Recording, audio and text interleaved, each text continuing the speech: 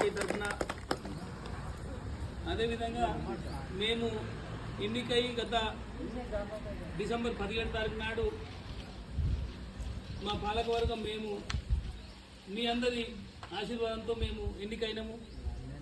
అదేవిధంగా 22 తారీఖు నాడు అందరం కలిసి గ్రామ పంచాయతీలో ప్రమాణ స్వీకారం చేసుకున్నాం. మీ అందరి ఆశీర్వాదంతో ప్రమాణ స్వీకారం చేసిన వెంటనే 2వ రోజు 1వ రోజు మేము మా బాడీ అంతా పిలుచుకొని అందరి నిర్ణయం వరకు అందరి ఆలోచన వరకు సర్పంచులు కూడా గెలిచిన సర్పంచులు కూడా ఇంకా కూడా ఎక్కడ కూడా వాళ్ళు గెలిచి టూర్లు పోయి దావతులు పోయి మంచి చెడ్డ అనే ఆ విధానమే ఉండేది. కానీ అది కూడా నాకు తెలియకుంటే కలెక్టర్ ఆఫీస్కి వెళ్ళి ఒక నాగేశ్వర సాగర్ నాకు ఈరోజు మా ఈ చూసి ఆయన చెప్పిన మాటలే అంటున్నా. మేము మా పాలకవర్గం అంతా ఒక్క నిర్ణయం కూర్చొని గెలిచిన మేము ప్రమాణ స్వీకారం 2వ రోజు నుంచే మనం అందరం కలిసి ఒకసారి ఊరు సమస్యలు తెలుసుకోవాలంటే వాళ్ళు మన దగ్గర రావాలంటే వాళ్ళు వచ్చిన మనం ఉండం, మనం పోయినప్పుడు వాళ్ళు ఉండరు. కాబట్టి పొద్దున 8 నుంచి 11 వరకు మనం ప్రతి ఇంటింటికి పోతే ఇంట్లో ఉన్న సమస్యలు ఏందనేది మనకు చెప్తారు. మన నోటీస్లో ఉంటుందని కరెంట్ వాళ్ళకు ఇన్ఫర్మేషన్ ఇచ్చినాము. ఆశా వర్కులకు మీరు కూడా ఉంటే బాగుంటుందని మీకు కూడా ఇన్ఫర్మేషన్ ఏమంటే వాళ్ళు రోజు వాళ్ళు పొద్దుగాల పిల్లలు ఉండరు, వాళ్ళు పిల్లలు రెడీ చేసి ఉంటారు, దాన్ని ఇబ్బంది పెడతారు సార్ అని చాలా కూడా అన్నారు. డాక్టర్ని కూడా రామని చెప్పినాము. మరి మేము ఒక 4-5 రోజులు తిరిగినాక వాళ్ళకి ఇన్ఫర్మేషన్ ఇచ్చినాము. ఎందుకంటే వాళ్ళంటే కూడా బాగుంటుంది, మాతో పాటు వాళ్ళంటే బాగుంటుందని. వీలైనప్పుడు వచ్చారు, వీలైనప్పుడు రాలేదు. వాటర్ మెయిన్, లైన్ మెయిన్ కూడా రోజు పొద్దున వెళ్తేప్పుడు లైన్ మెయిన్ కూడా ఫోన్ చేసినాం. ఖచ్చితంగా మా ఎంబడి నువ్వు ఉండాలి, సమస్య తీర్చేది మీరు కాబట్టి మీరు ఉండాలని చెప్పి వాళ్ళకు కూడా ఇన్ఫర్మేషన్. మరి మేము 11-12 రోజులు ప్రతి గడప ప్రతి ఇంటికి పోయి వాటర్ సమస్యన ప్రతి సమస్య మన గ్రామంలో ఏ సమస్య ఉన్నది, ఏ వార్డులో ఏ సమస్య అనేది మొత్తం టోటల్గా మా గ్రామ పంచాయతీ రికార్డులకు వచ్చేసింది. ఇంకా కొద్దిగా ఏమైనా ఉంటే మిస్ కాబట్టి కావచ్చు. ఎందుకంటే ఆ బస్సులో 4 ఇండ్లు లేకపోవచ్చు, ఒక ఇంట్లో తాళం వేసుకోకపోవచ్చు, ఆ ఇంట్లో సమస్య మాకు తెలియకపోవచ్చు. కాబట్టి 170% అయితే టోటల్గా ఎక్కడెక్కడ బస్సులో ఏ ఇంట్లో ఏ సమస్యనో, రేషన్ కార్డు సమస్యనా, పింఛన్ సమస్యనా, ఇంకా ఇంట్లో ఏ సమస్య అనేది నీళ్ళ సమస్యనా, డ్రైనేజ్ సమస్యనా, కరెంటు సమస్యనా, ఇంకేందనేది మొత్తం మాకు 70%, మేము 100% లేవు కానీ 70-80% మా గ్రామ పంచాయతీ రికార్డుకు వచ్చేసింది. అంటే ఈ నిర్ణయం మేమందరం తీసుకొని ఇది తీసుకుంటే మాకు అంటే ఊళ్ళో సమస్యలను మన నోటీస్లో ఉంటుంది అనేది ఒక ఆలోచన ఉంటుంది అనేది. ఒకసారి ఈ 15 రోజులు మా వార్డు మెంబర్లని పొద్దున 5 గంటల 6 గంటల నుంచే మెసేజ్లు పెట్టుడు, వాళ్ళని పిలుచుడు. ఖచ్చితంగా వాళ్ళకు కూడా ఇప్పుడు చిన్న ఏజ్, ఇప్పుడు గెలిచిన వాళ్ళు కూడా మేము కూడా ఏమిటంటే ఇప్పుడున్న వార్డు మెంబర్లు కూడా అయితే ఒక్కరు కూడా ఏజ్ బారలేదు. మా అదృష్టం, నేను సర్పంచ్ అయ్యాడు, వీళ్ళందరూ వార్డు మెంబర్ కలిసి కూడా నేను కూడా అదృష్టంగా భావిస్తున్నా. ఎందుకంటే ఇక్కడ పోవాలి రావాలంటే కూడా ఒక పెద్ద మనిషి రావాలి పోవాలంటే కష్టమవుతుంది. వీళ్ళంతా అంత మంచి తెలివికళ్ళు చదువుకున్న వాళ్ళే ఉన్నారు.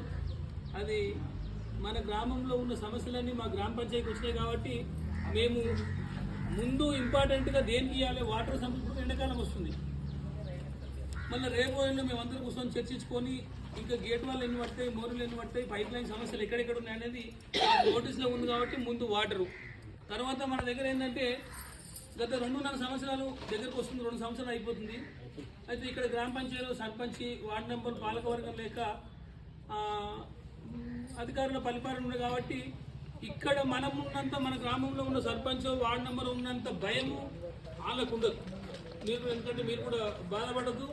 ఎందుకంటే మీరు 10 గంటలకు వచ్చి 4 గంటలకు మీ డ్యూటీ చేసుకొని పోతారు. మీరు అంతలో ఏమైనా సమస్య వస్తే చేసుకొని పోతారు, లేకుంటే ఫోన్ వస్తే మీటింగ్ వస్తే వెళ్ళిపోతారు.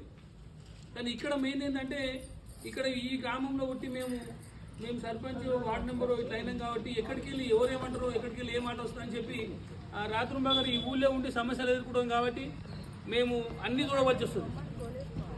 ఈ 2 సంవత్సరాలు ఏం జరిగిందంటే డ్రైనేజ్ వ్యవస్థ చాలా అదైపోయింది మన గ్రామంలో.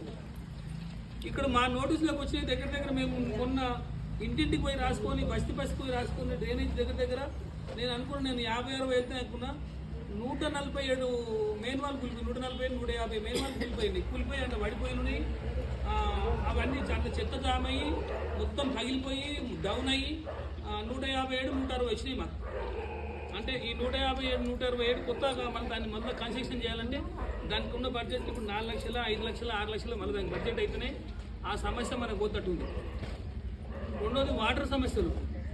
ఇప్పుడు ఈ మధ్యలో ఇక్కడ రోడ్ వేసుకుంటూ పోయి, పెద్ద రోడ్ వేసుకుంటూ పోయారు. ఈ రోడ్ వేసుకుంటూ పోయి ఏం చేసినంటే ఆ కాంట్రాక్టర్ మరి ఇప్పుడు అప్పుడు ఉన్న సర్పంచ్ ఎంపీటీసీ ఇప్పుడు ఆ 2 ఏళ్ళు రోడ్ వేసినప్పుడు వాళ్ళు లేరు, ఈ ఊరికి పాలకవర్గం లేదు కాబట్టి ఎవరు అడుగుతూ లేరు. ఉన్న పైపులన్నీ పలగొట్టుకుంటూ పోయిండు. ఇప్పుడు పలగొట్టుకుంటూ ఏం చేసిండు, మీనంగా రోడ్ వేసుకుంటూ పోయిండు.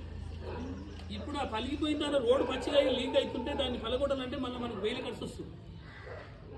చేయకుండానేమో నీళ్ళు బయటకు వెళ్ళి రోడ్డు మీద వస్తున్నాయి, చేస్తేనేమో ముందే వేసిన రోడ్డు 6 నెలలు కాలేదు రోడ్ వేసి, ఆ రోడ్డు మళ్ళీ పలగొట్టాలంటే మనకి ఎట్లా అనిపిస్తుంది. అట్లా చేసుకుంటూ పోయి అప్పుడు ఆ రోడ్ వేసినప్పుడు పాలకవర్గం సర్పంచ్ ఎంపీటీసీ వార్డు నెంబర్ ఉంటే ముందు పైప్ లైన్ ఎట్లా వేయాలి, డ్రైనేజ్ ఎక్కడ తీసుకుపోవాలి, అసలు అవి అయినాక మనం రోడ్ ఆపుతుంటుంది. ఇప్పుడు మనకున్న pipe line main pipe line మొత్తం మీద రోడ్ వేసుకుపోయింది. ఆ రోడ్డు ఇప్పుడు మళ్ళీ ఏమైనా సమస్య వచ్చినప్పుడు తీర్చాలంటే దాని ఖర్చు మామూలుగా ఉంటుంటారు, ఎదురులేదు. అదొకటి.